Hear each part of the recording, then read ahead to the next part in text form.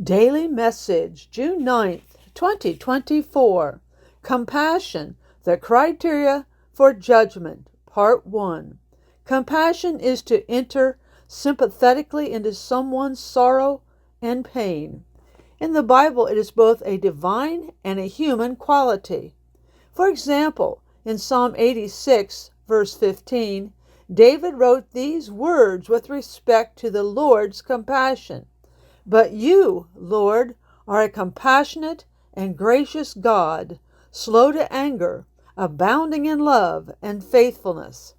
Having compassion serves little purpose if it does not result in actions that are in line with God's will, as is evident in the judgment narrative with respect to Jesus' second coming, whereby compassion is used as the criteria of judgment, that is, whether or not one has compassion that manifests itself in acts of kindness to those who are hungry, distressed, and or needy.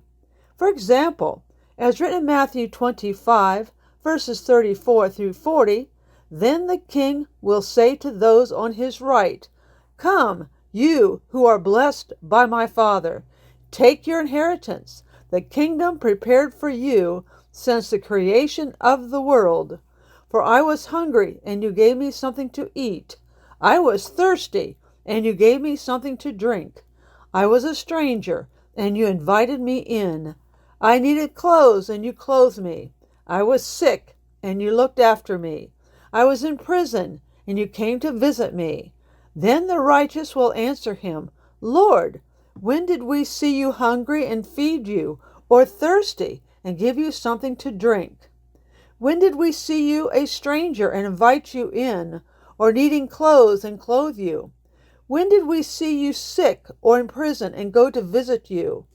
The king will reply, "Truly I tell you, whatever you did for one of the least of these brothers and sisters of mine, you did for me." Since compassion is the criteria for the final judgment, it is important we gain an understanding of God's will with respect to acting on one's compassion. The Gospels include many examples of Jesus acting on his compassion and teaching about compassion that we can learn from, which will be discussed in this series. With love to all, Pastor Cheryl.